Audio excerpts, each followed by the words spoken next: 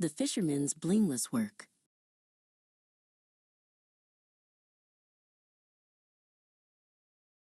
By a great winding river lived a fisherman named Kayao. He loved his family more than the river itself.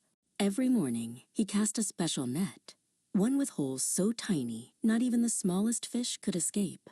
"For my family," he would say, his chest puffed with pride as he pulled in a wriggling, shimmering haul, not noticing the many baby fish, the river's future, caught among the rest.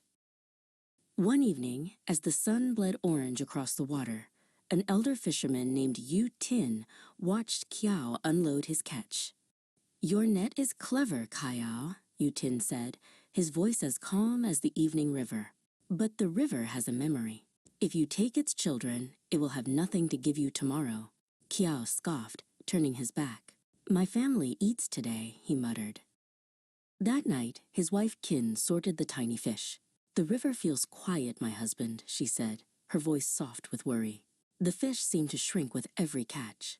Kiao didn't look up from mending his net. "Then I will work harder," he said.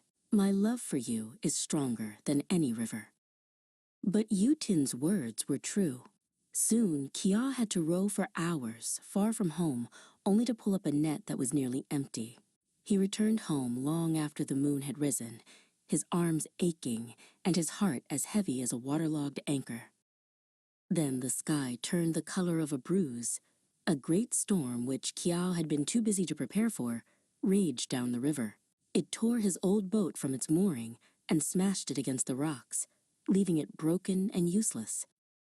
Unable to fish, Kiao sat in the shadows of his home, shame his only companion. He watched his wife Kin working at her loom. With skillful hands, she wove threads dyed from flowers and roots, creating patterns that told stories of the sun and the earth. Her work was quiet, careful, and beautiful. He watched his son, Ang, in their small garden. The boy moved with gentle purpose, giving water to the thirsty plants and shade to the delicate ones. He took only the ripe vegetables, leaving the young ones to grow. His work was small, but it was wise. Watching his wife and son, Kiao finally understood. He had worked with force, but they worked with wisdom. He had taken from the world, while they added to it. His hard work had been harmful, a clumsy struggle. Theirs was blameless, a gentle partnership with the earth. The next morning, Kiao found Yu Tin. "I was a fool," Kiao said, his voice thick with humility. "My work was a wound on the river. Please, teach me to work with wisdom." Yu Tin smiled, and together they began to weave a new net, one with holes large enough for the future to slip through. Kaya returned to the river with his new boat and his new net. He no longer fought the river, but worked with it. He caught fewer fish, but they were large and strong. He came home not with an aching back, but with a peaceful heart and time to teach his son about the river's secrets.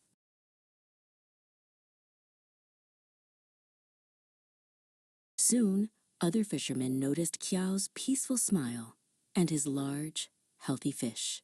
They saw him mending a net with wide holes and asked him why. Kiao shared what he had learned, and slowly, new nets appeared on the river. The river, allowed to breathe, began to heal, and the whole village felt its gratitude. Kayao finally understood. True wealth wasn't a boat full of fish, but a heart full of peace. He had learned the greatest blessing, to work in a way that is blameless and skillful. His work now nourished the river, his village, and his own family, bringing them not just a living, but a life filled with happiness and respect.